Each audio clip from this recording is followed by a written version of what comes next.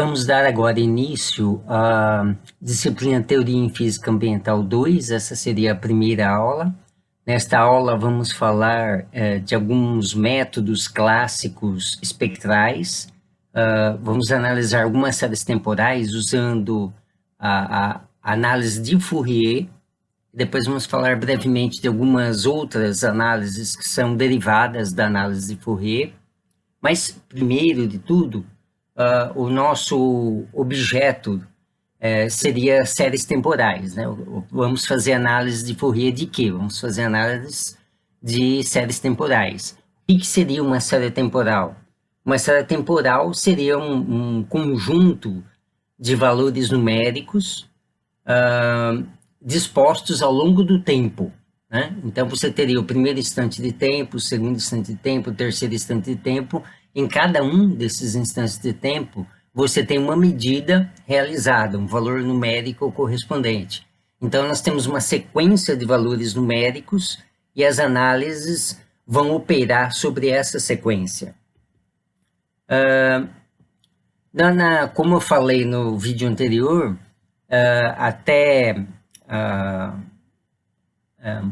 antes de algumas décadas atrás, quando o escopo de conhecimento é aquele que dá por base o que nós temos nos cursos de graduação, nós tínhamos métodos de análise de dados que podem ser chamados de métodos lineares, né? Então, temos vários exemplos de análises clássicas nesse sentido: médias, variâncias, regressões lineares, ajustes de curvas por métodos de mínimos quadrados, expansão em séries de potência e funções ortogonais. No caso da análise de Fourier, nós vamos ter essa última categoria aqui, né? Nós vamos tentar descrever os dados a partir de um conjunto de funções ortogonais.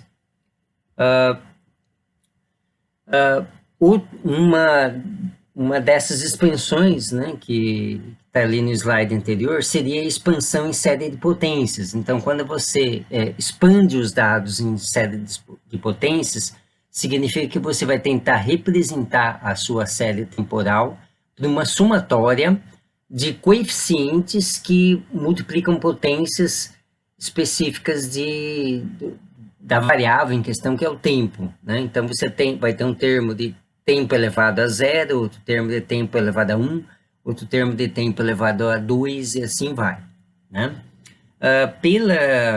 Pelo conhecimento clássico desenvolvido na matemática, se sabe que qualquer que seja uma função teórica que representaria aqueles dados, sempre existe uma série de potências que vai descrever aqueles dados com a precisão que se quiser, dependendo de quantos termos sejam tomados. Se nós considerarmos infinitos termos, nós vamos poder representar infinitamente bem ou uma função matemática qualquer, ou um conjunto de dados experimentais qualquer, né? O nosso grande problema é que normalmente nós temos medidas tiradas em tempos diferentes, mas nós não sabemos qual que é a função matemática que representa esses dados. Então, nós vamos ter que dar um jeito de representar os nossos dados como uma série, né, como uma somatória de termos, mesmo sem saber qual é a função matemática que descreve esses dados aí. Se soubéssemos qual é a função matemática que descreve os dados, nós já teríamos entendido como que a natureza se comporta, então muito do que fazemos já não seria mais necessário. Bom, mas o primeiro método mesmo que vamos ver aplicado ao tipo de dados que nós temos, que são dados retirados de ambientes naturais, é a série de Fourier. Então, no que consiste a série de Fourier? A série de Fourier é uma série, né, uma somatória de termos, nos quais os termos são proporcionais a cossenos e senos. Nós pegamos um conjunto de cossenos e senos com diferentes frequências e diferentes amplitudes. A n seria a amplitude do cosseno, bn é a amplitude do seno, mas esse n representa um conjunto infinito de números naturais. Então, o n pode ser 0, 1, 2, 3, 4, 5, até infinito, mas é inteiro. E para diferentes números de n, vejam que o n está aqui dentro do argumento da função cosseno. Então, o n, para valores diferentes de n, nós vamos ter frequências diferentes. Tudo que multiplica o tempo aqui significa frequência angular, mas eu ter cossenos com n's diferentes é a mesma coisa de eu ter cossenos com diferentes comprimentos de onda. Se o n for grande, esse cosseno vai variar muito rápido. Se o n for pequeno, o cosseno vai variar lentamente. Então, nós vamos pegar um conjunto infinito de cossenos e senos com diferentes alongamentos, diferentes comprimentos de onda, diferentes frequências. Com diferentes amplitudes, porque cada valor diferente, para n's diferentes, eu tenho um valor diferente de AN, que seria a amplitude do enésimo cosseno. Ou podemos falar também a amplitude do cosseno com frequência n. Na verdade, a frequência é nπ sobre L, nesse caso, mas eu posso me permitir chamar n de frequência. Bom, este L, o que significa? Bom, eu vou pegar uma série de potências com um certo número de dados. Vamos chamar esse número de dados de n maiúsculo. Digamos que eu pegue uma sequência, uma série temporal de 1000 dados. Nesse caso, o L vai ser 500. O L sempre vai ser a metade do número de dados que eu tenho na minha série, né?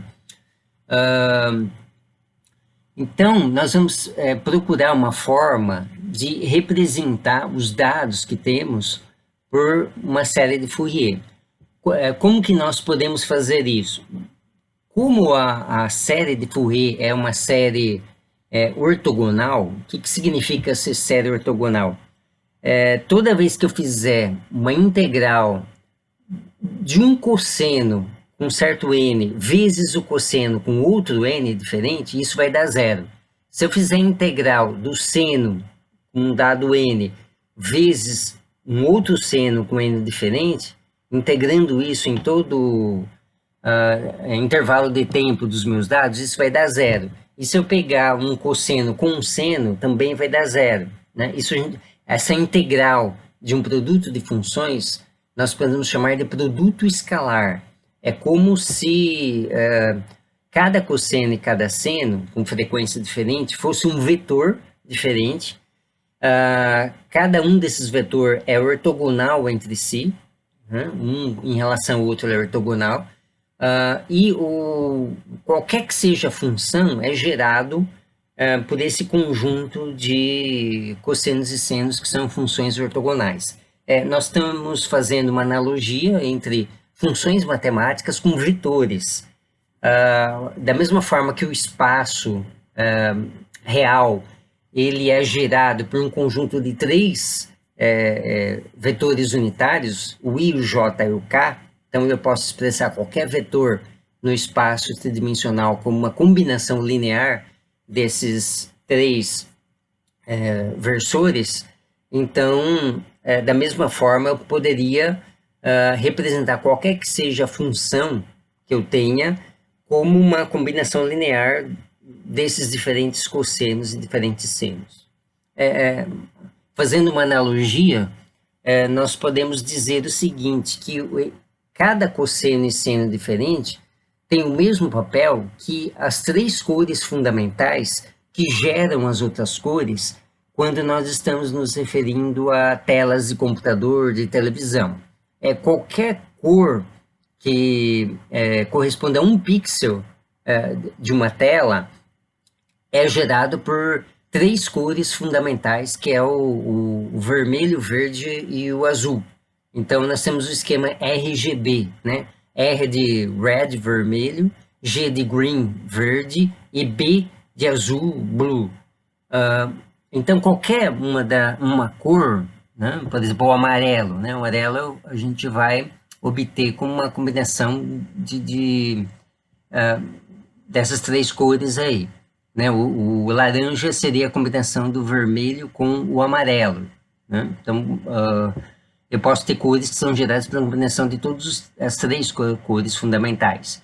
Então, seria a mesma coisa de eu expandir qualquer cor como uma combinação das três cores fundamentais, uma somatória dessas três cores fundamentais com diferentes pesos, diferentes coeficientes, né? Então, seria um caso análogo. As três cores fundamentais geram todo o espaço de cores e os diferentes senos e cossenos geram todo o espaço de funções matemáticas.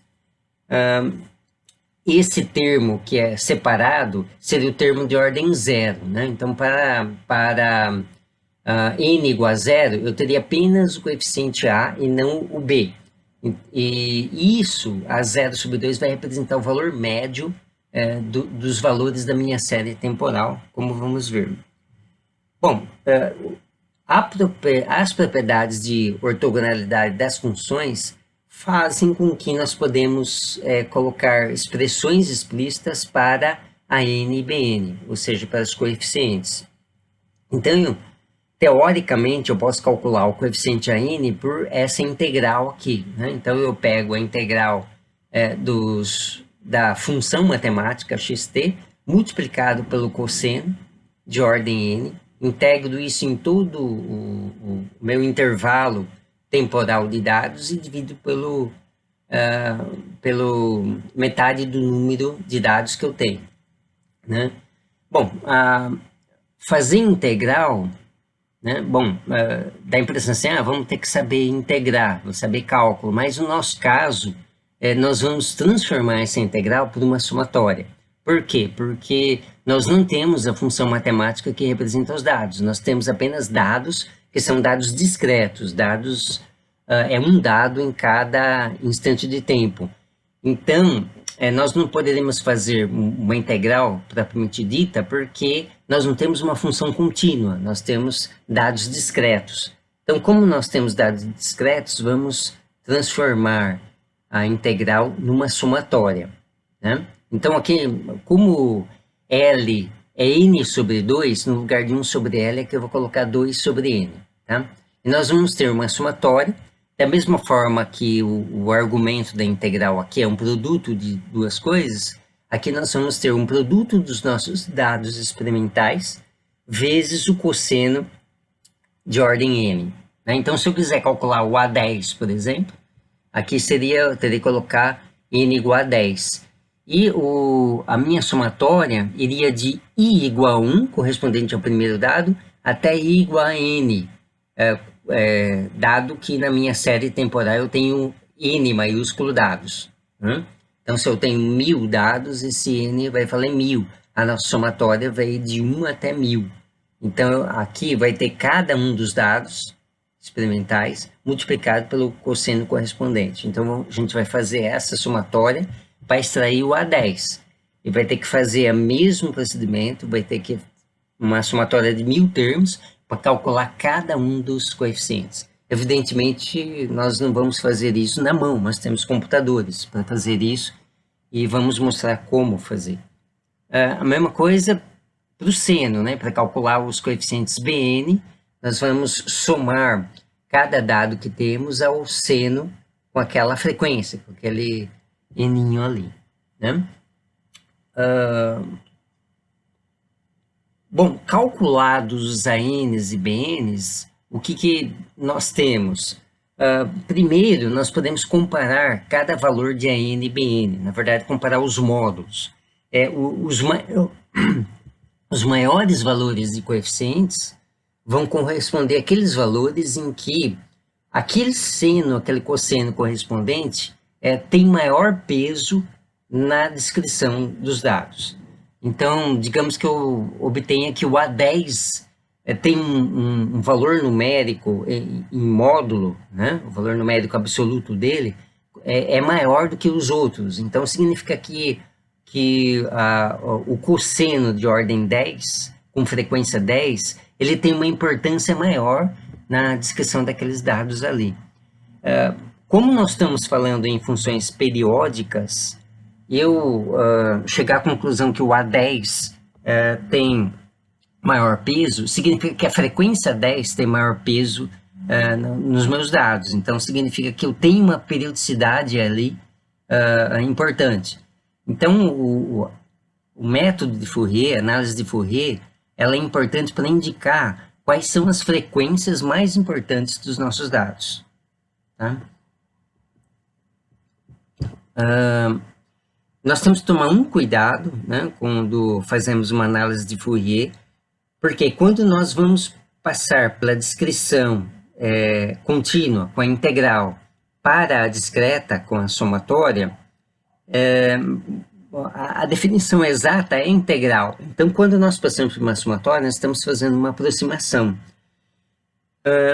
O cuidado que devemos ter é com o número de dados. Se nós tivermos um número pequeno de dados, essa aproximação não vai ser muito boa. Então, não é recomendável fazer uma análise de Fourier para dados discretos se você tiver menos de cerca de 500 dados, né? Se a sua série temporal compreender menos de 500 dados, então essa aproximação não vai ser tão boa. Por outro lado, se você tiver mais que 500 dados, você pode fazer tranquilamente. O 500 é um valor meio arbitrário, né? Na verdade, você poderia fazer com 100, mas isso vai acarretar um maior desvio com relação aos valores reais das amplitudes dos senos e cossenos que compõem os seus dados, né?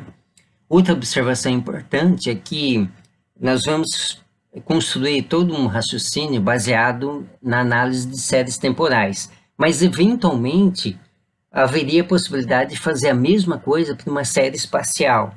Então, se você, por exemplo, quer analisar dados oriundos de imagens de satélite, então se você tiver uma precisão em termos de quantidade de pixels suficientemente boa, por exemplo, você pega uma foto cujo um dos lados da foto corresponde a mais de 500 pixels, então você poderia estar fazendo essa análise, então você veria os sinos e cossenos e frequências não em relação à variação temporal, mas em relação à variação espacial. Então, você poderia usar esse método para encontrar padrões de variação espacial dos dados.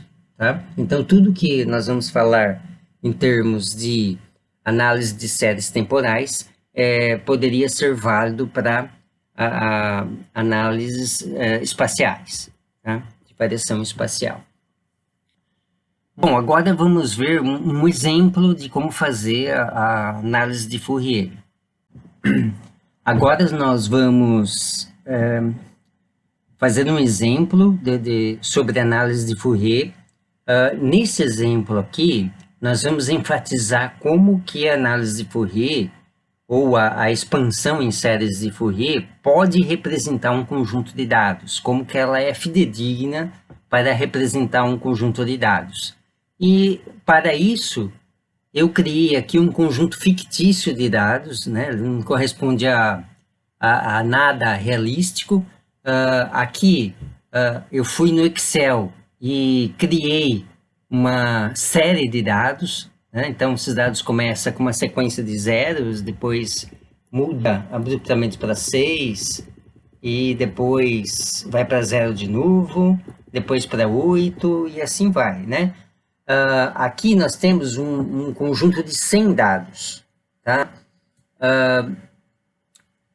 Só que esses 100 dados se agrupam em sequências de valores iguais, né? Que é 0, aqui é 6, daqui até aqui.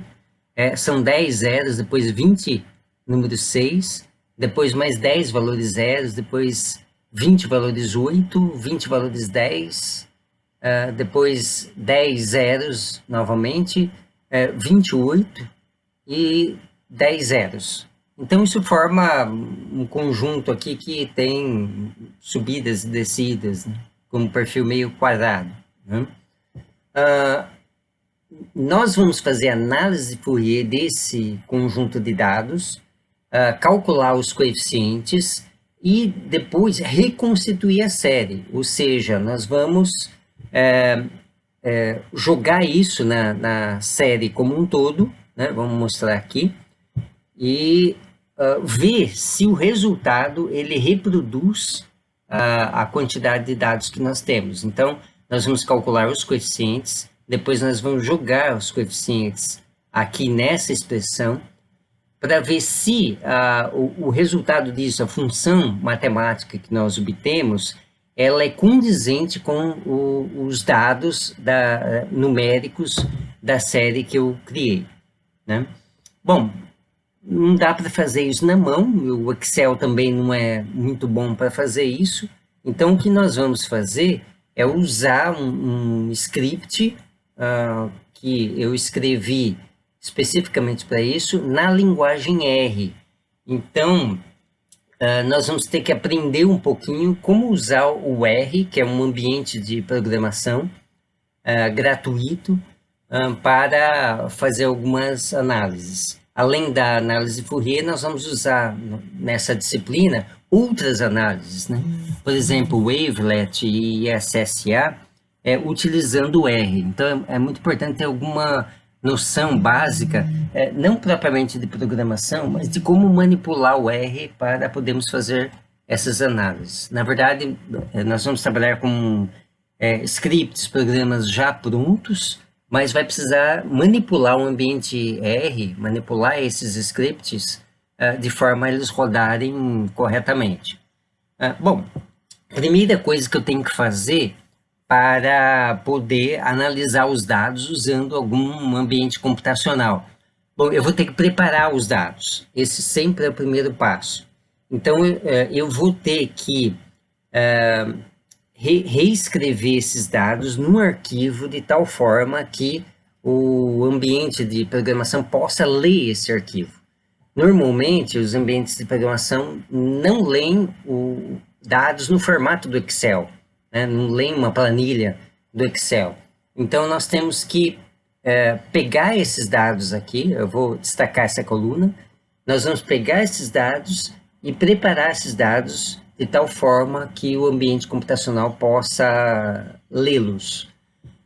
O que nós fazemos? Primeira coisa, eu destaquei aqui a coluna A, onde estão os dados, então a gente vai copiar essa coluna A, criar um outro planilha de Excel, então vou no arquivo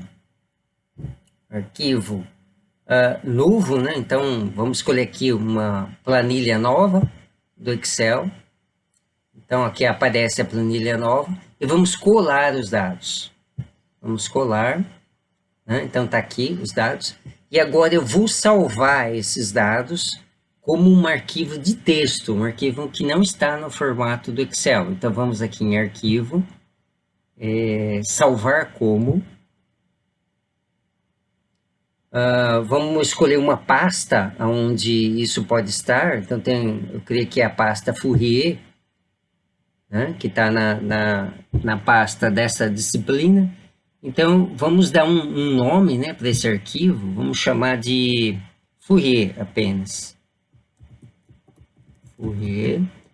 E é muito importante aqui o tipo de arquivo com que nós vamos salvar os dados. Então, vamos escolher aqui, que é um que sempre funciona, texto MS-DOS. Tá? Então, nós vamos estar salvando esses dados de forma com que, por exemplo, um editor de texto possa lê-los. Então, vamos clicar aqui, né, texto MS-DOS e salvar. Estamos salvando, né? Ele reclama, coloca aqui, possível perda de dados. É porque, por exemplo, se tiver algum gráfico, né, alguma análise que você fez no Excel, isso não vai ser salvo. Então, isso você perderia. Mas nós temos o gráfico salvo em outra planilha, então não precisamos nos preocupar com isso. Nós somente realizamos essa operação para salvar os dados em forma de texto. Então, eu posso até fechar aqui sem problemas, né? Então, os dados, vamos lá na pasta Fourier, os dados estão salvos, né, dessa maneira. Se eu clicar aqui, vamos dar 2 cliques, ele vai abrir algum software que está padronizado no seu computador que vai ser capaz de ler esses dados, né? No meu caso, é o bloco de notas, tá? Então, aqui está a sequência de dados corretamente colocada, né? Dentro desse bloco de notas. Sempre que a gente salva os dados, é bom dar uma olhada para ver se não tem nada errado. Então, uma vez que eu tenha esse arquivo, então nós podemos usar um ambiente computacional para manipular esses dados e fazer análises. Bom, então vamos usar o R, né? O R, o nome é R mesmo de rato, só a letra R, é um ambiente que tem sido desenvolvido para aplicações científicas e que é gratuito, né? Você não tem problema de baixar ele, fazer o download gratuito na internet. Então, para você instalar o R no seu computador, basta ir no Google e digitar download R, né? Então vai aparecer essa página aqui, e aí você clica no primeiro link que aparecer, né? Então esse número aqui, 4.0.2, é a versão do R mais recente que existe, né? Então, o ideal é você instalar essa mais recente, ela deve ter mais recursos do que as anteriores. Contudo, vai haver um problema, numa condição de adaptação do R ao seu computador. Então, se o seu computador não for tão novo e ele tiver limitações em relação à memória, pode ser que essa versão 4.0.2 não funcione corretamente. Se não funcionar, você pode optar por colocar uma versão mais antiga. No meu computador, a versão...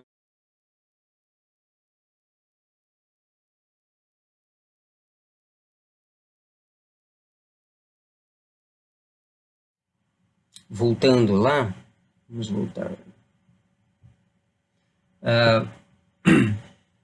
É só clicar aqui. Seria aconselhável experimentar essa versão mais recente. Então vai aparecer aqui embaixo um arquivo executável e aí é só clicar nele e executá-lo, né? Então vai se instalar o R, vai aparecer, provavelmente vai perguntar numa etapa da instalação se você quer que coloque o ícone no ambiente de trabalho, né, no desktop. Seria aconselhável escolher sim, porque vai ficar lá no desktop, vai ser fácil acessar ele depois. Experimenta rodar ele, né, dá 2 cliques nele para abri-lo, e se ele não funcionar corretamente, você pode optar por escolher algumas versões anteriores do R. Então, é só clicar nesse link aqui, vai aparecer uma sequência de versões anteriores. Aqui tem no meu computador é essa aqui, ó, 3.4.1, né, que foi feito em junho de 2017. Então, experimente colocar uma versão mais antiga se não rodar no seu computador. Então, aí tem que ficar brincando com isso até conseguir que ele funcione efetivamente. Mas eu acredito que não haverá problemas em instalar essa versão mais recente, porque o R não é tão pesado assim, né? Então, uma vez que o R esteja instalado no seu computador, você vai abri-lo e vai aparecer este ambiente aqui. Quando se instala o R, normalmente ele instala 2 versões do programa. Uma delas é o de 64 bits. Então, tente abrir esse em primeiro lugar. Se não der certo, tente o outro. Mas normalmente os computadores que não são tão velhos, eles operam em 64 bits, então acredito que vai funcionar. Bom, o ambiente inicial do R, ele tem esse R console com alguns dizeres, algumas explicações, e para que possamos fazer a simulação do Fourier, nós vamos carregar um script, que é um programinha escrito na linguagem do R, mas nós temos aqui um script próprio para isso. Vamos procurar ele aqui, é só clicar nesse primeiro botão à esquerda e nós temos aqui esse arquivo que chama Fourier mínimo, que é um arquivo de R, é um script em R. Então nós vamos abrir ele e aqui aparece o código-fonte desse script. Embora o objetivo nosso aqui não é que vocês se tornem especialistas em programação em R, mas algumas coisas seria interessante de entender aqui no script, né? Em primeiro lugar, quando nós temos esse hashtag aqui, essa gradinha, significa que tudo que tiver depois da gradinha, na mesma linha, o programa não vai procurar executar. Então, isso é usado normalmente para comentários, né? O segundo ponto é este comando aqui, chamado setwd. Ele é um comando para definir qual que é a pasta de trabalho dele, né? Então, aqui, nós vemos que nós estamos numa pasta de trabalho disciplina teoria 2 / Fourier. Contudo, o arquivo de dados de vocês não necessariamente está nessa pasta. Inclusive, essa pasta ela é própria do meu computador, né? Então tem o meu nome. No computador de vocês vai estar outro nome aqui. Então, é preciso mudar o que está aqui entre aspas para que o script possa funcionar corretamente. Então, como que nós podemos fazer isso? Vocês vão ter que ir no arquivo de programas do Windows e procurar o arquivo onde vai estar os dados. Então, aqui no meu computador seria na pasta Física Ambiental, disciplina Teoria 2, Fourier, né? Então, aqui nós temos o nosso arquivo de dados contendo os dados que nós vamos utilizar. Então, eu teria que copiar este caminho aqui, né? O caminho desta pasta para o script do R. Como que vamos fazer isso? Podemos clicar aqui nessa pastinha amarela. Quando nós clicamos, aparece aqui o caminho destacado em azul. Então, nós vamos copiar usando Ctrl C esse caminho. Então, dá um Ctrl C aqui. Aí, volta lá no script do R e vamos destacar tudo que está aqui entre as aspas e dá um Ctrl V. Então aqui vai aparecer o caminho no seu computador onde está o seu arquivo de dados.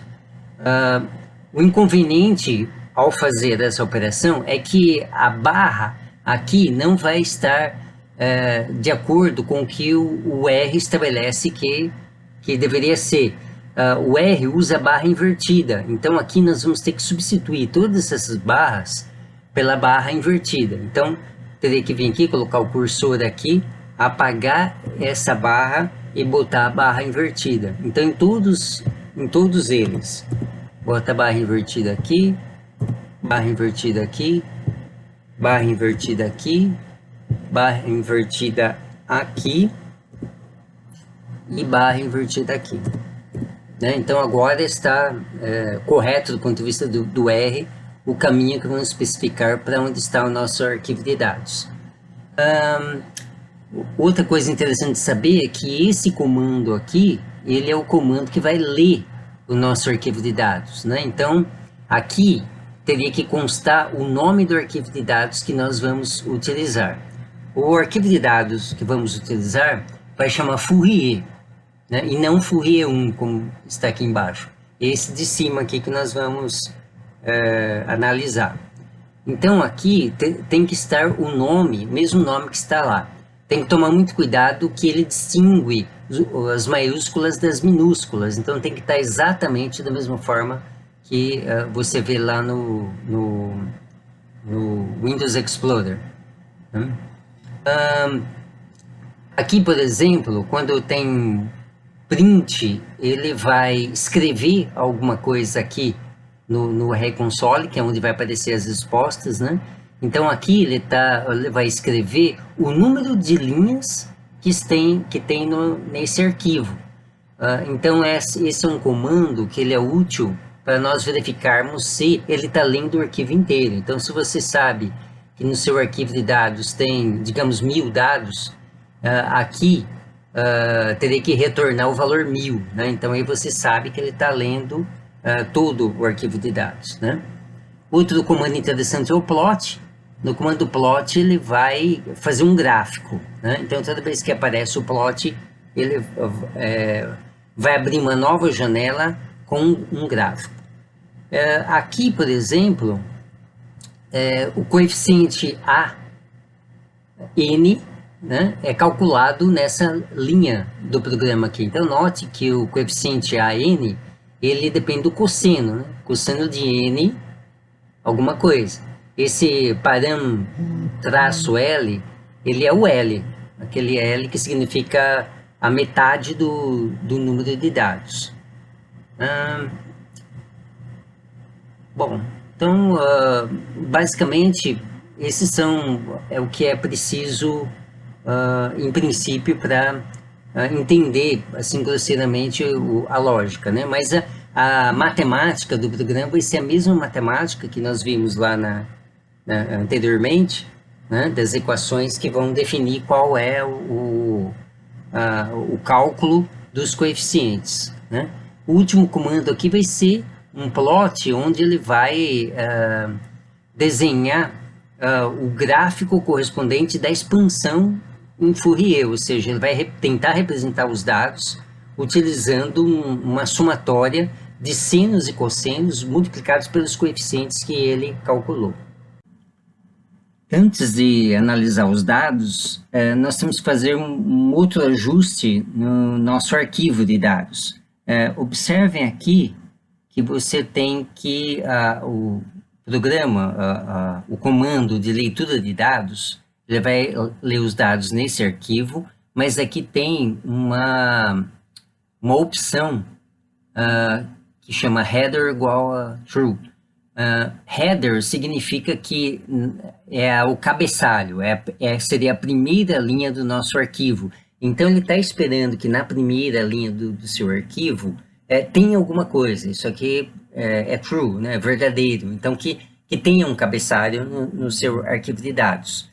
Por que é importante ter um cabeçalho no arquivo de dados? Porque ele vai... nós podemos ter arquivos com várias colunas, então ele tem que nomear, dar uma letra para cada coluna, sendo que cada coluna seria correspondente a uma variável diferente. Então, nesse caso, ele atribui aos números que nós temos a variável f. Então, seria data f, né? Ou, quer dizer, o dado f. Então, na primeira linha do nosso arquivo de dados, nós vamos ter que colocar essa letra aqui, F. E tem que ser um F maiúsculo, e não minúsculo, porque ele distingue o maiúsculo do minúsculo. Então, temos que voltar lá no nosso arquivo de dados. Vamos dar 2 cliques nele, né? E vamos introduzir a letra F maiúsculo na primeira linha. Então, eu ponho um F maiúsculo aqui e dou um Enter para o 0 e para baixo. Então, dessa forma, eu estou criando um header, um cabeçalho dos meus dados. E aí tem que salvar, né? Vamos no arquivo, salvar. Né? Mas você pode editar esse arquivo de dados ou no bloco de notas, ou no Word, ou no WordPad, em qualquer editor de texto. Então, nós já salvamos, vamos fechar aqui. Né? Então, agora eu tenho... vou entrar nele de novo para mostrar, ficou ali o F, né? Nós temos agora nossos arquivos de dados com um header, né? Com um cabeçalho. Outra coisa que vamos fazer, vamos mostrar como que roda o programa, o que aparece a partir dele, mas vamos usar aqui, em princípio, um número pequeno de coeficientes em relação ao número de dados que nós temos. Nós temos 100 dados, vamos calcular só 10 coeficientes. Na verdade, esse valor aqui não é um número de coeficientes, mas até que ordem vai, né? Então, vamos calcular até o A9 e o B9, porque inclui o zero também, né? O A0 ele existe, então ele vai calcular o A0, o A1 até o A9 e depois o B1 até o B9. Se nós formos utilizar a fórmula, a expressão de obtenção do Bn, sempre nós chegamos à conclusão que o B0 é zero, né? Então nós temos o A0 diferente de zero, o B0 igual a zero, e depois os outros coeficientes, né? Uma coisa muito importante também que temos que ter em mente é que eu não posso extrair mais informação, né, dos meus dados do que os dados têm. Nós temos 100 dados no nosso arquivo de dados, então eu não posso extrair mais de 100 informações, não posso calcular mais que 100 coisas diferentes. Então eu não posso calcular mais que 100 coeficientes utilizando 100 dados. Então, normalmente o que a gente faz é calcular, como o B0 é zero, é sempre zero, calcular 50 A's e 49 B's, porque nós não vamos estar excedendo o número de dados que nós temos, né? Então, em princípio, esse número poderia ir até 49, até eu posso colocar 50, né? Mas, assim, se eu extrapolar muito esse número, o que vai acontecer é que ele vai repetir valores dos coeficientes. Eu não vou estar obtendo mais informação. Na verdade, eu vou estar obtendo informação repetida. Ele até calcula, ou pode calcular o A100, o A1000, mas esse valor vai ser igual ao de outro coeficiente. Isso não vai me acrescentar informação na minha análise. Bom, então vamos tentar agora rodar o programa, feita essa modificação, colocando o header no nosso arquivo de dados, né? Para rodar, eu vou precisar destacar todo o script, tomar cuidado para não excluir as últimas linhas, né? Nossa última linha, a linha do plot, de plotar o gráfico. Então, uma vez que eu conseguir destacar todo o script, a gente vai aqui nesse botão, que é o botão de executar o script, né? Então, a gente clica aqui e vamos ver o que vai acontecer. Então, nós clicamos, né? E ele deu uma resposta do que seria a nossa expansão, né? A somatória de termos de seno e cosseno, usando os 10 coeficientes ou coeficientes até a ordem 10 que nós pedimos para ele fazer. Então, vamos vir aqui na janela de RConsole. Na janela de RConsole é que ele mostra passo a passo o que está acontecendo, né? Então, onde estiver em vermelho aqui, significa as linhas que ele foi executando. A primeira linha que eu peço para ele retornar algum valor é a linha do número de dados, né? Então, ele está mostrando aqui que ele leu 100 linhas. Então, está correto, porque o nosso arquivo tem 100 dados, né? Aqui foi pedido para ele mostrar os dados, né? Então, ele mostra os dados, seria bom olhar para ver se ele está lendo corretamente o arquivo de dados, né? E ele mostra outras coisas também. Então, vamos baixando aqui, né? Aqui, ele mostra os coeficientes, né? Então, ele mostra, na verdade, que seria o A1, o A2, o A3, o A4, o A5, o A6, o A7, o A8 e o A9. Então, se eu pedir para ele ir até 10, ele foi do 0 até o 9. E aqui os BNs, né? Ele imprimiu aqui os coeficientes B, né? Então, aqui seria o B1, este o B2, o B3, até o último B9. Não, este, né? O último é B9. Então, se eu quiser saber que valor ele calculou cada coeficiente, então basta olhar para cá, né? Então, são, na verdade, como tem o 100, isso aqui vai até 100, mas ele não calculou até o A100 e o B100, né? E aqui ele vai colocar os dados numéricos da expansão em série, né? Então, seriam os valores que vão aparecer neste gráfico aqui, e por último, plotar o gráfico que nós temos aqui, né? Então, esse seria o resultado da nossa expansão em série de Fourier daqueles dados, usando indo até o A9 e o B9, né? Então, reparem, se a gente for lembrar como eram os nossos dados, né? Vinha aqui, então eu tinha uma região mais larga aqui no meio e mais alta, sendo ladeado por duas regiões, né? Com tamanhos diferentes, alturas diferentes. Então, a gente vai ver que aqui também ele tentou reproduzir isso, né? Tanto uma região mais alta, mais larga, ladeado do lado esquerdo para a região mais baixa, e lado direito uma região um pouco mais alta. Então, ele consegue meio que reproduzir o jeitão daquela curva lá, né? Agora, o que a gente pode ver é que se a gente mexer no número de coeficientes, então vamos colocar aqui, em vez de colocar 10, vamos colocar um número menor, 4. Eu vou obter um resultado que reproduz pior os dados. Então, vamos aqui, vou rodar novamente, então eu destaquei, aí eu aperto novamente esse botão. Então, o gráfico que nós vamos ter é um gráfico que lembra ligeiramente, né, aquele comportamento, mas ele é pior do que com 10 coeficientes. E se, por outro lado, a gente aumentar o número de coeficientes aqui, colocar um número talvez próximo de 50, né, já que temos 100 dados, seria 50 AN e 50 BN, essa representação ela vai se aproximar muito mais dos nossos dados. Então, eu já fiz isso para vários coeficientes. Vamos lá, vamos olhar o resultado, né? Então, quais seriam os resultados de rodar o script para vários n's diferentes, né? Então, nós temos aqui para n igual a 1, ele vai calcular só o A0. Lembra que o B0 é 0. Então, o A0, na verdade, ele vai calcular aquele termo, que é o primeiro termo da nossa expansão, que é A0 sobre 2, né? Seria bom vocês voltarem lá um pouco mais o vídeo e olhar lá a expressão da expansão do x de t em função de uma somatória de termos. O primeiro termo seria o A0 sobre 2. A0 sobre 2 significa o valor médio dos dados no intervalo.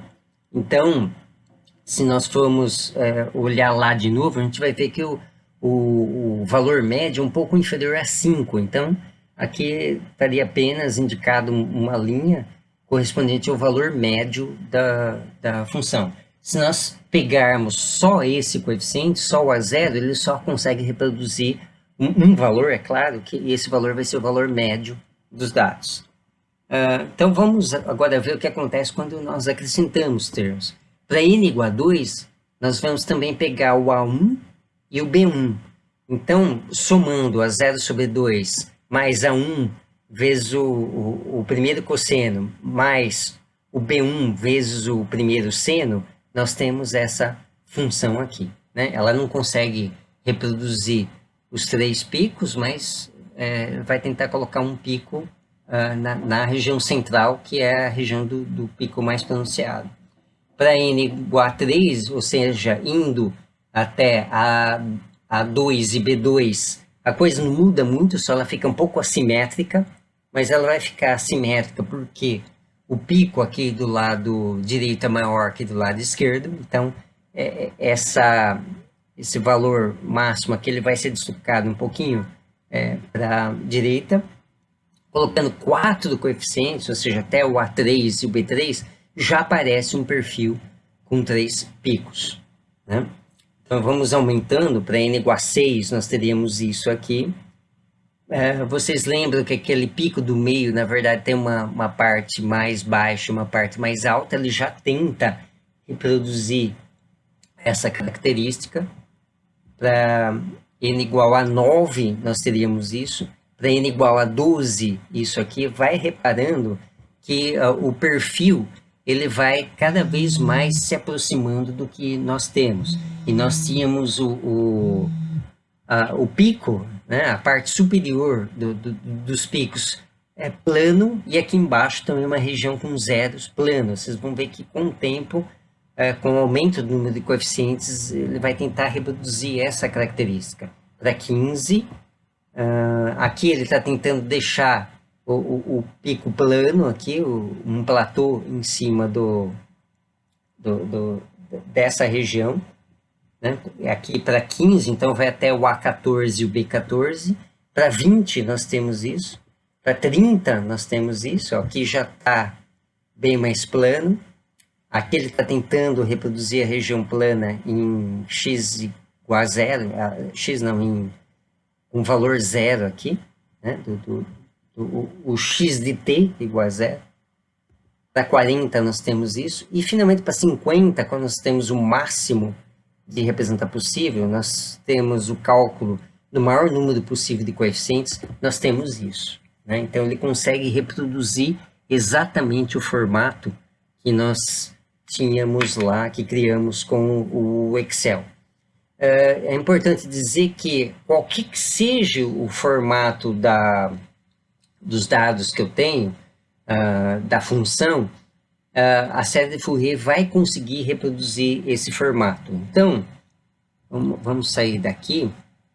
Se tivéssemos aqui um outro formato original, por exemplo, o perfil do Pão de Açúcar, né? O perfil do Pão de Açúcar, nós poderemos transformar esse perfil numa série de dados, jogar nesse script que fizemos, e o resultado seria a representação correta do perfil do Pão de Açúcar. Poderia ser o perfil de uma viola de coxo, aqui com o pescoço e o corpo dela, também ele conseguiria reproduzir.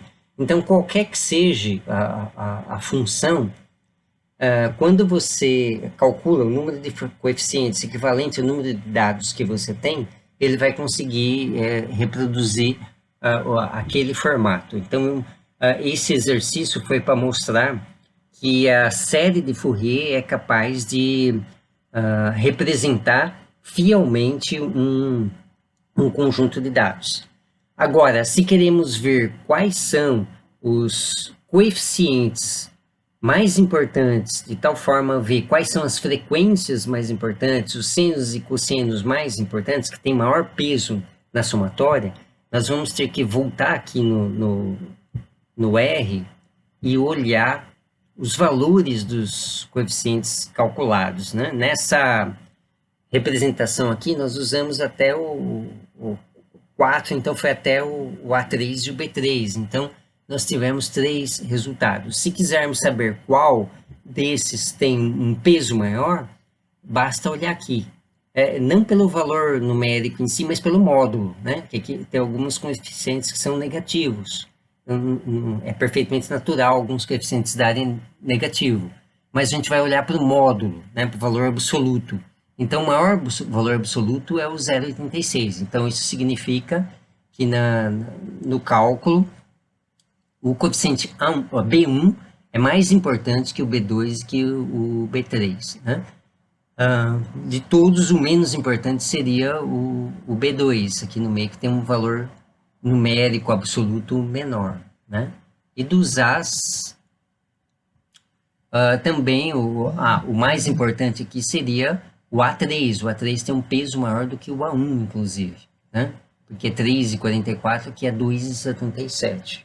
Mas se a gente quiser fazer análise completa, vamos colocar aqui para NQF 50, né? Então, ele vai até o A50, aliás, o A49 e o B49, né? Vamos rodar aqui de novo. Vamos destacar tudo e rodar, né? E aqui no R-Console, vamos observar os valores dos coeficientes. Então, está aqui o valor do coeficiente, os valores de coeficientes B. Ó, observe que ele vai até, aqui é essa linha 46, né? Tem um número 46 aqui. Então, esse coeficiente é o B46. Então, B46, B47, B48 e B49. Ele calcula até o 49. Os demais dá nulo, ele não calculou os demais, né? Então, nós teremos que ver aqui quais têm valores numéricos absolutos maiores e verificar que frequência eles correspondem. Então aqui, por exemplo, toma cuidado que esse Ezinho menos 0,2 significa potência. Então aqui nós temos menos 9,5 vezes 10 elevado a menos 2. Né? Então esse número, na verdade, é um número pequeno. Né? O de valor de expoente 10 menos 1 é maior. Alguns têm a ordem de 10 menos 15, esses são bastante irrelevantes. Né? Essas frequências aqui são bastante irrelevantes. Parece que nós não temos nenhum de potência zero, né? Então nós temos que olhar aqui os que têm potência menos 1. Esse, por exemplo, é um relativamente alto, menos 8,6 vezes 10 a menos 1. Né? Esse já é 6,7, é menor. Então, teria que procurar aqui quais são os coeficientes com valor absoluto maior, para nós sabermos qual que é as frequências mais importantes. Né? Bom, isso nós poderemos fazer com esse script aqui. Nós temos um outro programa que calcula esses coeficientes e nos dão esses coeficientes de uma forma gráfica que é melhor para nós identificarmos quais são as frequências dominantes nos nossos dados. Então, vamos ver isso agora. Agora nós vamos fazer um exemplo de como fazer uma análise de Fourier a partir de dados reais, né, dados tomados num ambiente natural. Então, nós vamos tomar uma planilha eletrônica contendo dados reais. Essa planilha aqui vão se referir a dados micrometeorológicos obtidos na torre de Sinop, que nós tínhamos em Sinop, referente ao mês de junho de 2002. Então, nós temos aqui, ó, junho de 2002, né? Então, são dados micrometeorológicos. Então, nós temos, por exemplo, cada coluna representa um dado diferente, uma variável diferente. Então, por exemplo, aqui seria a temperatura em Celsius, medida na torre, mas a 1 metro de altura. Aqui nós temos a temperatura do bulbo úmido, a 1 metro de altura, depois a 4 metros, a 12 metros, a 20 metros, a 28 metros, a 30 metros e a 40 metros. Nós temos, por exemplo, a radiação par incidente, né? Aqui seria a radiação par incidente em micromol por metro quadrado por segundo. Que mais nós temos nesta planilha? Umidade relativa, a 41 metros de altura, por exemplo. A radiação líquida, a radiação de ondas curtas menos a radiação de ondas longas, né? Aqui tem que pegar a coluna também que está na unidade correta, né? Nesse caso seria watts por metro quadrado, que é um fluxo de energia. Aqui essa outra coluna onde está volts seria apenas o dado bruto retornado pelo sensor. Ele sempre, todos os sensores sempre mandam um sinal em volts e a gente, mediante uma calibração adequada, transformamos esse sinal numa unidade em que tenha sentido físico, né? Então, temos diversas variáveis aqui. Vamos escolher uma variável e fazer análise de Fourier dessa variável aí. Então, nós vamos escolher a temperatura no alto da torre, a temperatura tomada a 40 metros. Lá em Sinop, a vegetação vai até mais ou menos 28 metros de altura, né? A altura das árvores. Então, é uma temperatura medida um pouco acima da copa das árvores. É uma região onde você tem uma possibilidade de você medir as trocas de energia e de matéria entre a biosfera e a atmosfera, né? Então, essa é uma altura adequada para analisar esses fluxos, mas no exercício que vamos fazer agora poderia ser qualquer outra variável, apenas um exercício de ver como fazer análise de Fourier de uma série temporal. Então, Como antes, agora nós vamos usar um outro software para isso, mas como antes nós temos que preparar os dados primeiro. Então, o que nós vamos fazer? Destacar essa coluna do dado que eu quero analisar, eu vou copiar essa coluna e da mesma forma que nós fizemos antes, vou abrir uma outra planilha nova, e colar esses dados. Só que nessas planilhas reais agora, precisa tomar algum cuidado, porque algumas vezes na planilha em si não estão dados numéricos, mas fórmulas que calculam aqueles valores numéricos. Então, quando formos colar, é importante escolhermos aqui, ao clicar um pouco abaixo aqui do colar, nessa setinha, e escolher colar valores. Ele vai colar os valores numéricos e não as fórmulas. Se nós transportarmos as fórmulas, pode aqui aparecer símbolos que não representam valor numérico nenhum, dizendo que houve algum erro no cálculo dos valores, né? Mas nós estamos interessados nos valores em si. Bom, aqui eu tenho um header, né? Tem um cabeçalho, T40C, né? Mas o software que nós vamos utilizar não utiliza cabeçalhos, então vamos retirar esse cabeçalho daqui. Então, o que nós podemos fazer é clicar aqui no número 1, né? Para destacar toda essa linha, clicar no botão direito do mouse e escolher excluir. Ele vai excluir toda a primeira linha, então nós vamos ficar só com valores numéricos nessa nova planilha. E agora, da mesma forma que fizemos antes, vamos salvar isso num arquivo de texto. Então, vamos aqui no arquivo, salvar como, né? Presta atenção em que pasta você está salvando. Eu vou salvar aqui na pasta Fourier, é a mesma que tínhamos antes, né? E aqui vamos colocar temperatura. Pode colocar qualquer nome, temperatura. Vamos escolher aqui, da mesma forma que antes, texto MS-DOS. Né? Então, clica aqui, texto MS-DOS, salvar. Nós só vamos naquela pasta Fourier. Ele vai novamente indicar possível perda de dados, porque nós não estamos salvando em formato de Excel, mas em formato de texto. Não liguem para isso. Eu vou fechar aqui essa janela, né? E aí agora vamos fazer a análise. Só que para fazer análise, tem um cuidado que vamos ter que tomar. Vamos lá na pasta onde nós salvamos os dados, que é na pasta Fourier, né? Então, nós temos aqui, ó, temperatura. Eu vou abrir esse arquivo temperatura, né? Então, no meu computador ele abre no bloco de notas, mas qualquer que seja o editor de texto em que ele abrir, está valendo. Então, vamos ter que fazer uma modificação nesses dados pelo seguinte: qualquer que seja o software que se utilizar para análise de dados, esse software ele vai estar escrito numa linguagem que foi desenvolvida no ambiente de língua inglesa.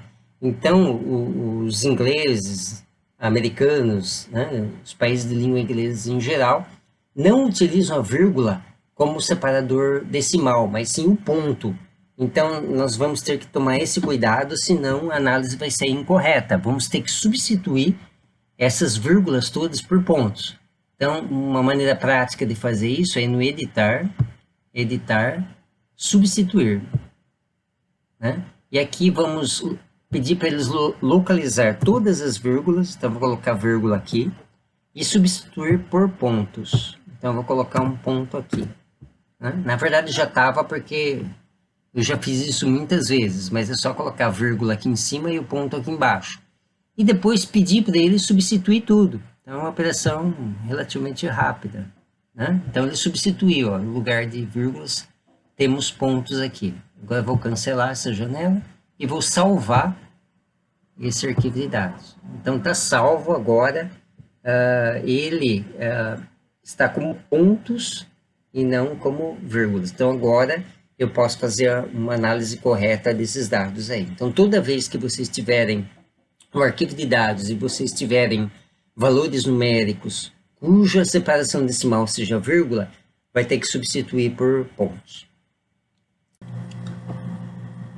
Bom, tendo o Complex no seu computador, é só dar dois cliques nele e vai aparecer este ambiente aqui, né? Então você vê aqui que tem File e Análises. Esses dois que nós vamos estar utilizando. Aqui em Análises, tem uma lista de uma série de análises que ele pode fazer. Mas como é um programa doméstico desenvolvido aqui no grupo de física ambiental, alguns deles vão funcionar bem e outros ainda não estão plenamente desenvolvidos, né? Então, esses dois de cima e esses dois de baixo podem ser usados normalmente, enquanto que os demais ainda, né, não estão bons para utilização, né? No nosso caso, nós vamos agora aqui utilizar o Classic Fourier, né? Análise clássica de Fourier, análise padrão. Então, para rodar, basta clicar aqui e ele vai, em primeiro lugar, pedir aonde que estão os dados que devem ser analisados, né? Então, os nossos dados são os dados de temperatura que nós extraímos lá da planilha eletrônica. Então, nós vamos analisar esses dados aqui. Então, destaca aqui o arquivo temperatura, abrir. Então, ele apresenta um diálogo aqui, apenas para informar que ele encontrou o arquivo, né? Aqui está o caminho do arquivo, e o tamanho do arquivo, né? Esse arquivo tem 9 KB. Então, isso é só para dizer que ele conseguiu ler o arquivo. E agora ele pede para salvar o resultado como, né? Então, nós vamos dar um nome para um arquivo que ele vai criar com os resultados. Vamos chamar de resultado. E ele vai criar esse arquivo. Aqui, como o software ainda não é profissional, é amador, aqui deveria estar escrito salvar, mas está escrito abrir. Mas mesmo assim, vamos clicar aqui, ele vai fazer análise e salvar os resultados neste arquivo aqui. Então, clica aqui, né? Então, ele deve ter criado lá o arquivo resultado. Então, nós vamos lá na pasta, onde aqui apareceu o arquivo resultado, né? Então, vamos ver o que ele colocou aqui dentro, né? Então, bom, nós vamos querer olhar os resultados, vão ser os resultados de cálculo de AN e BN, e nós vamos querer fazer um gráfico disso também, né? E para isso vamos fazer com o Excel. No Excel, para abrirmos aquele arquivo, vamos aqui em Arquivo, Abrir, vamos procurar onde ele se encontra. Então, ele está aqui em Documentos, Disciplina Teoria 2, Fourier, bem aqui. Bom, em primeiro lugar que ele não vai aparecer, mas porque normalmente aqui está ajustado só para abrir arquivos do Excel. Então, vamos escolher todos os arquivos. Então, ele aparece aqui, ó, resultado. Então, vamos clicar nele e abrir.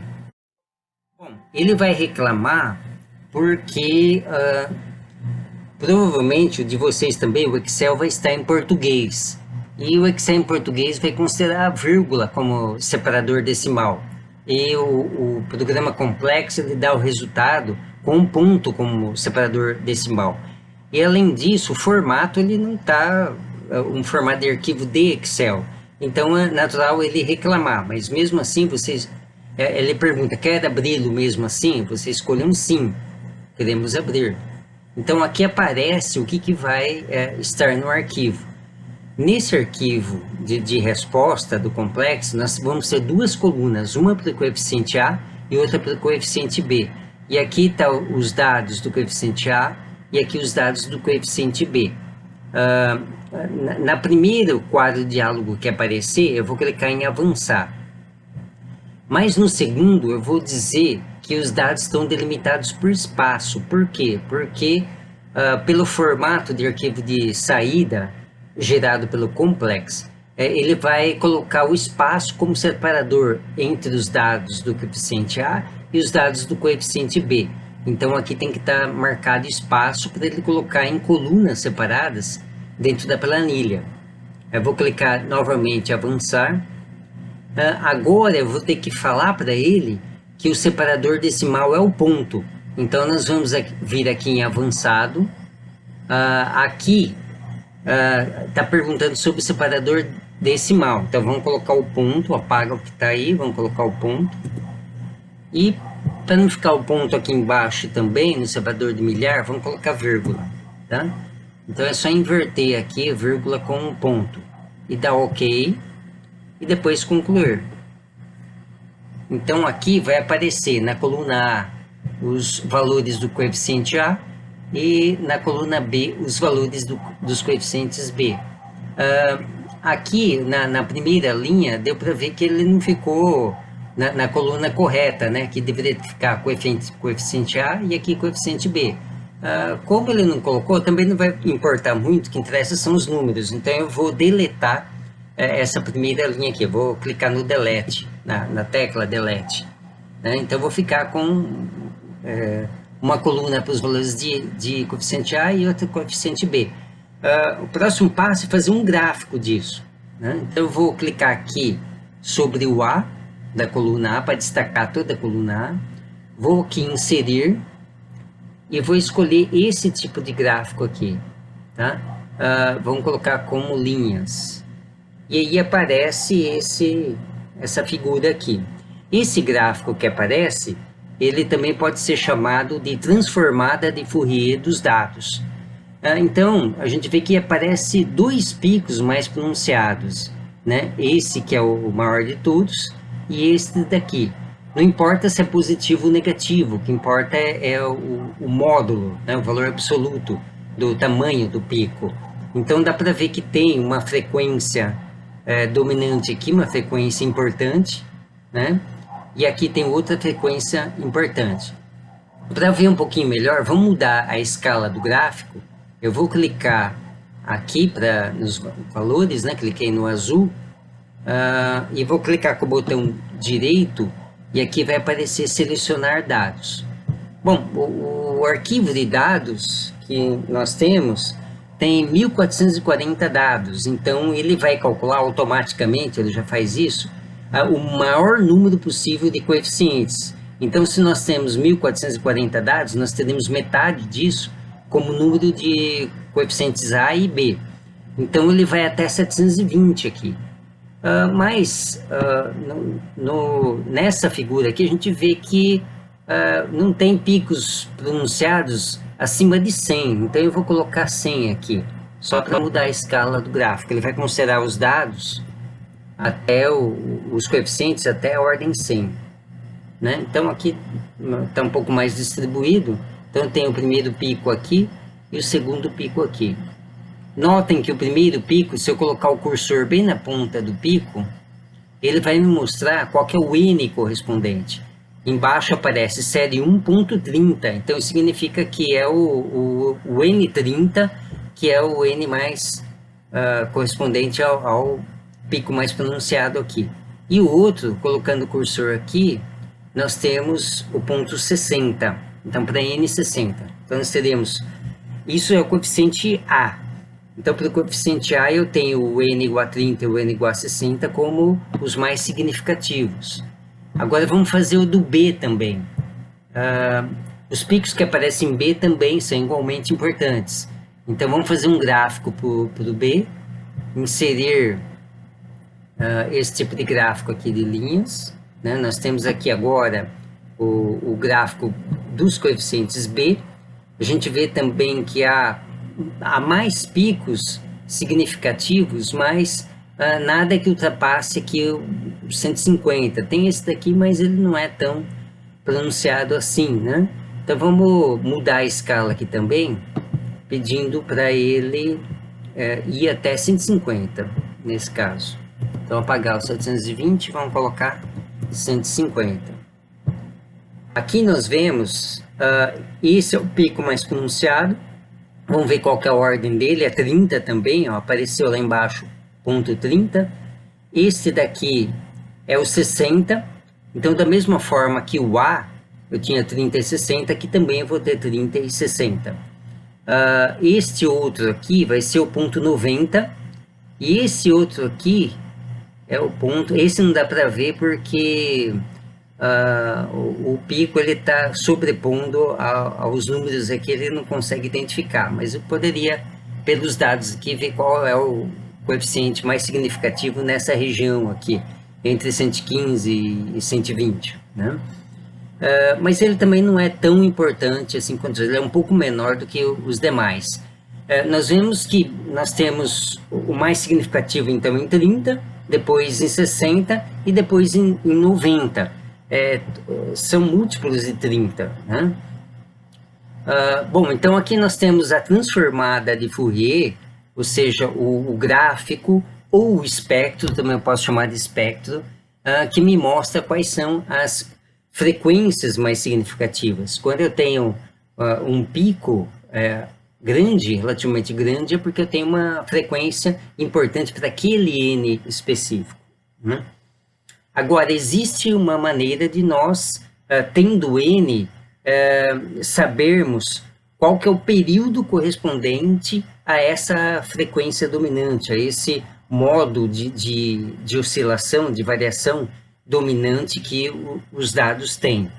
Então, nós vamos, para ver isso, nós vamos voltar à apresentação, né? Aqui nós teríamos um outro exemplo de uma análise de Fourier de dados. Aqui eu teria a temperatura em fevereiro de 2001, né? O que nós acabamos de ver no Excel foi em junho de 2002, então é um mês diferente. E aqui, da mesma forma que lá, nós temos picos. Aqui no A, um pico aqui em 30 e outro aqui em 60. Aqui também no B, nós temos um pico em 30, outro em 60, outro em 90 e outro em 120. Mas como nós podemos transformar o N, que é um número inteiro, né, a ordem do coeficiente, num valor que é fisicamente condizente com a frequência e com o período de oscilação. Então, vamos ver aqui no próximo slide esses conceitos.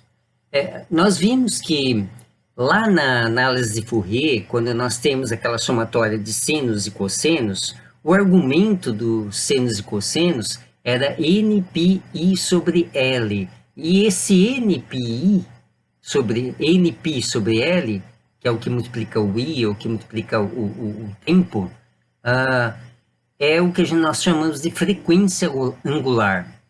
Existe uma relação entre a frequência angular, que é dada em radianos por segundo, com a frequência em hertz, essa frequência aqui em hertz.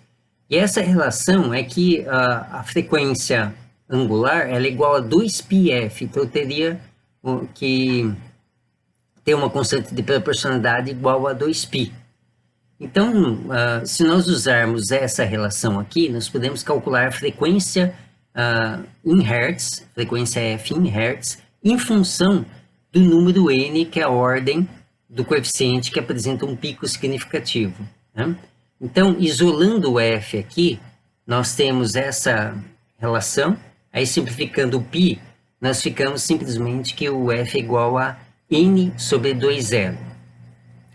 Agora, a frequência não é, muitas vezes, um parâmetro muito bom para lidarmos quando estamos tratando de dados micrometeorológicos. Faz um pouco mais sentido nós lidarmos com o período.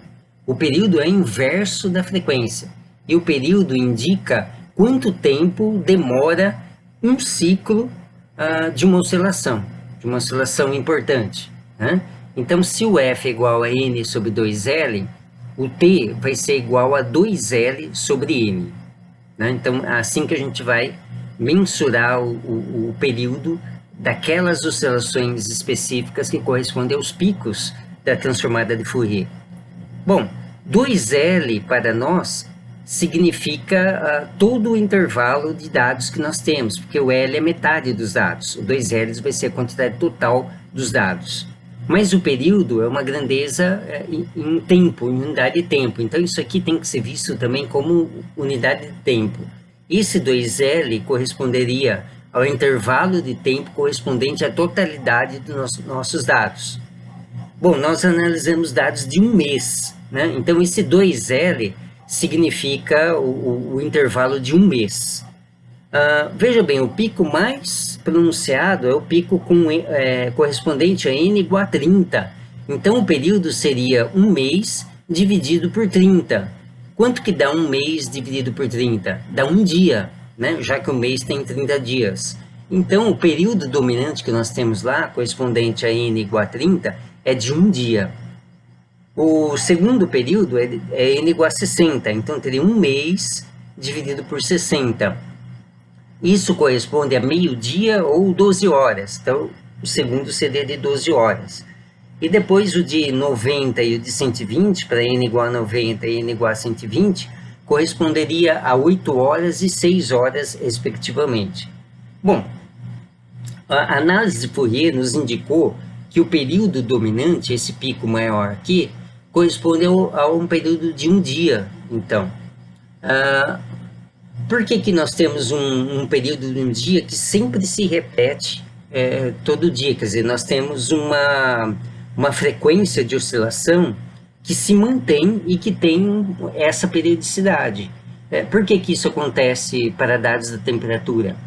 Bom, porque uma forçante da temperatura, uma variável que determina o valor da temperatura, é a radiação solar. E o Sol tem um ciclo de um dia, né? A posição relativa do Sol em relação a um ponto fixo na superfície da Terra tem um ciclo de um dia. Então, forçosamente, na análise de Fourier, deveria aparecer mesmo significativamente esse pico correspondente a um dia. Porque todo dia o Sol se levanta em determinada hora e se põe em outra hora. Bom, também temos um pico de meio-dia. Por que nós temos um pico de meio-dia? Isso significa que eu tenho uma oscilação de 12 horas nos meus dados, né? Eu tenho uma oscilação de 12 horas.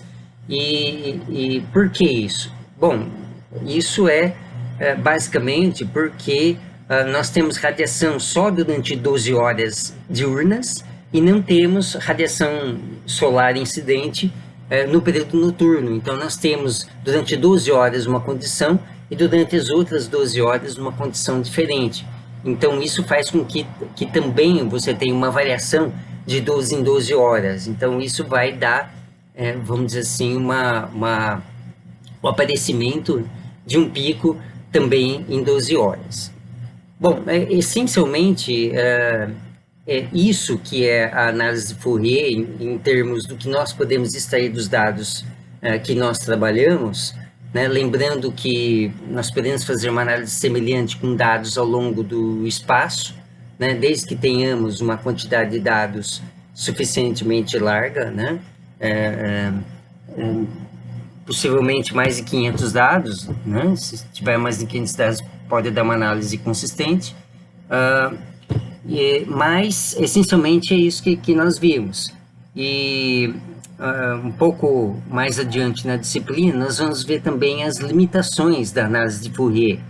Mas, basicamente, as limitações principais advêm do fato de que nem sempre a periodicidade de variação das variáveis se mantém ao longo de todo o tempo, né? Muitas vezes nós temos uma periodicidade que ela existe durante uma parte dos dados, mas ela não existe em parte de outra parte dos dados. Então, nessa situação, a análise de Fourier não é a análise mais adequada, mas nós temos outras análises que podem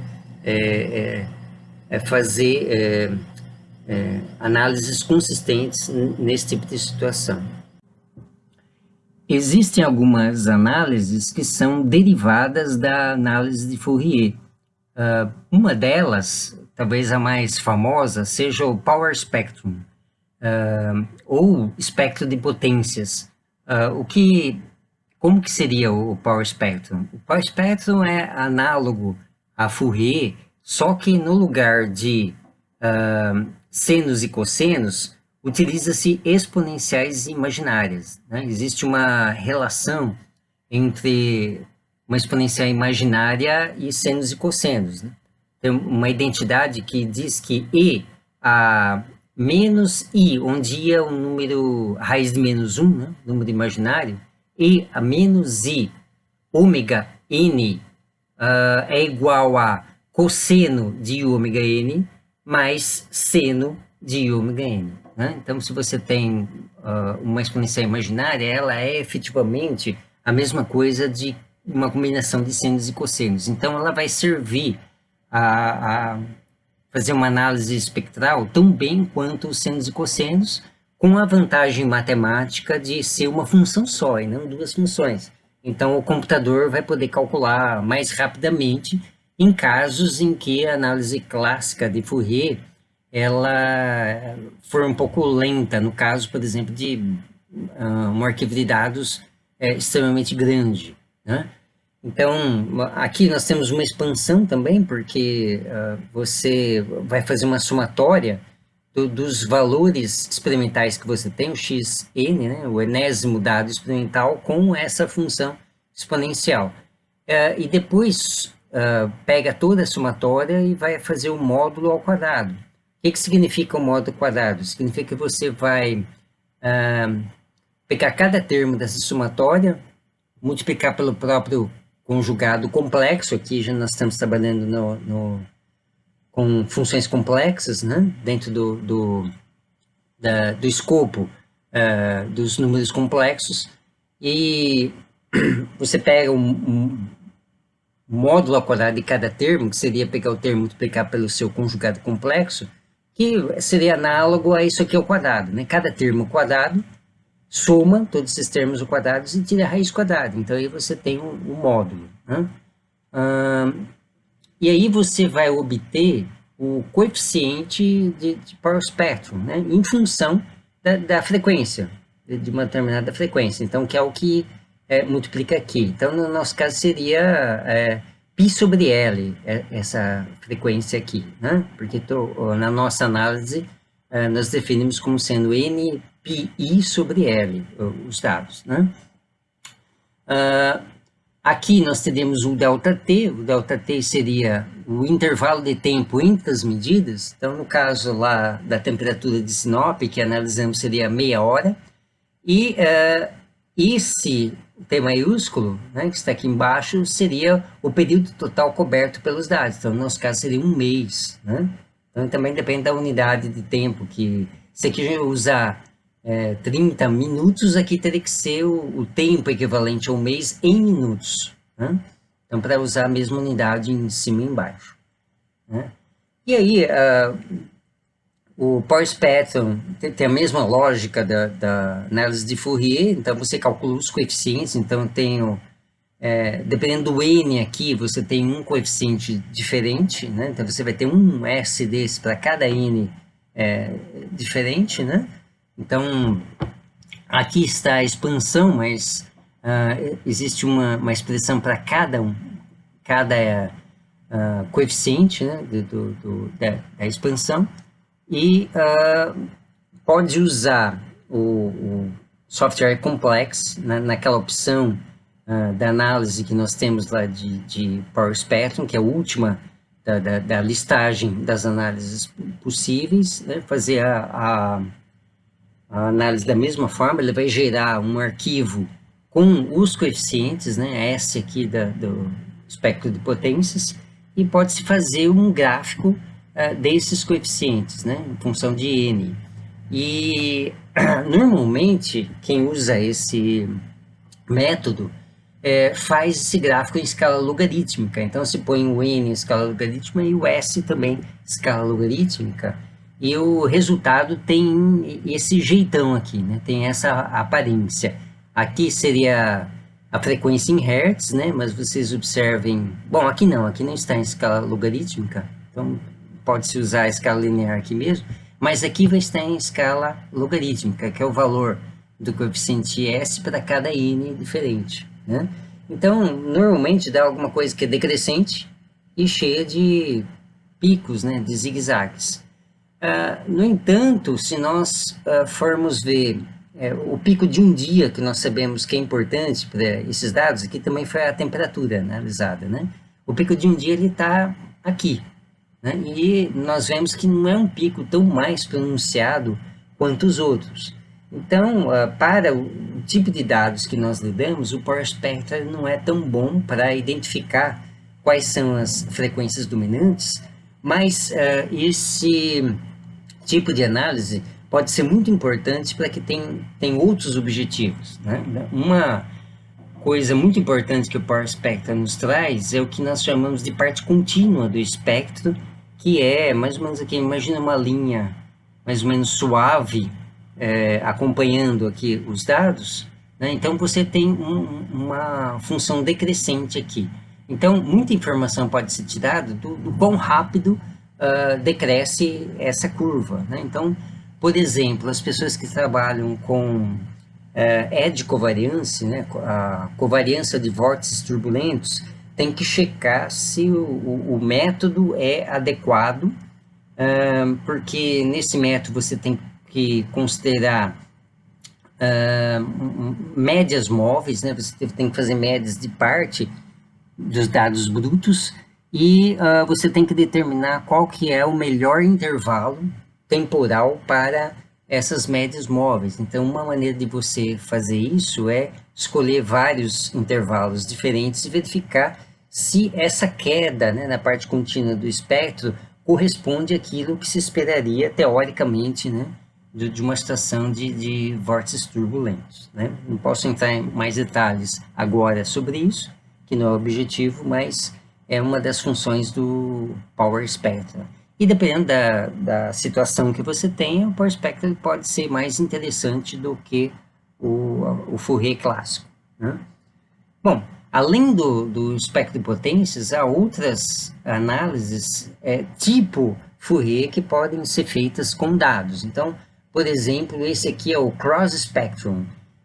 O que seria o Cross Spectrum? Então, ele é um Power Spectrum, ele usa a exponencial imaginária, mas aqui não vai os dados que você tem, mas digamos que você tenha duas séries temporais, você tem uma sequência de dois dados, você fez medidas com duas variáveis diferentes e você está querendo verificar se existe correspondência entre esses dados e se existe, em que frequência essa correspondência acontece, né? Então, por exemplo, eu sei que a temperatura, digamos que o X seja a temperatura, tem uma frequência dominante em um período de um dia. Então, ela tem uma variação diária que é mais significativa que outras variações. Então, será que outra variável que eu colocar aqui, como por exemplo a velocidade do vento, vai ter também uma variação diária, vai ter uma certa correspondência com a temperatura nessa variação diária? Então, eu posso fazer uma análise com espectro para verificar isso. Se o coeficiente de n igual a 30 der significativo nesse cross spectrum, significa que a outra variável também vai ter uma tendência a ter uma frequência dominante equivalente ao período de um dia.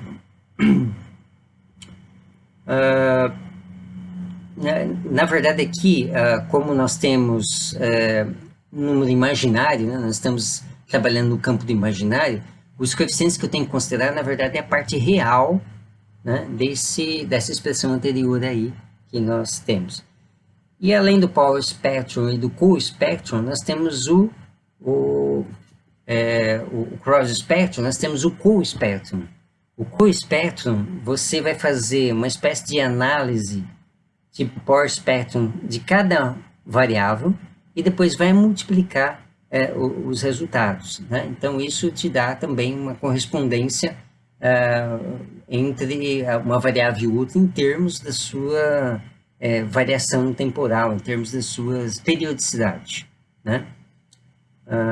Então, sempre tomando cuidado de tomar a componente real dessa conta aqui, tá? Então, esses são algumas variações do Fourier, né, que são utilizadas uma certa frequência, uma certa comunalidade, né, pela comunidade científica, mas nós temos que focar em outros tipos de dados, né? Então, como eu falei antes, a análise de Fourier e, consequentemente, o Whole Spectrum, o Power Spectrum, o Cross Spectrum, eles, uma limitação que eles têm é a pressuposição de que quando você tem uma tendência de oscilação, essa tendência de oscilação ela permanece o tempo todo, né? Mas nos dados reais, né, nós vamos ver o exemplo, por exemplo, do El Niño, né, os dados do El Niño, para dados micrometeorológicos e meteorológicos, algumas vezes você tem uma frequência acontecendo durante um certo tempo, depois ela deixa de se fazer presente e mais para frente ela volta a se fazer presente. Então nós não temos uma oscilação que permanece durante toda a eternidade. Então você tem que algumas oscilações acontecem em algumas condições, em outras condições não acontecem. A gente vai estudar também o que pode ocasionar isso. Isso é um perfil típico de sistemas complexos, sistemas fora do equilíbrio. Então, os ciclos, né, a tendência a oscilações periódicas, elas podem acontecer em determinadas circunstâncias, em outras não, né? Isso a gente vai conseguir entender o porquê disso. Então, nessa situação em que nós não temos permanentemente sempre as mesmas frequências, é necessário outros métodos de análise que nós vamos ver mais para frente em detalhes.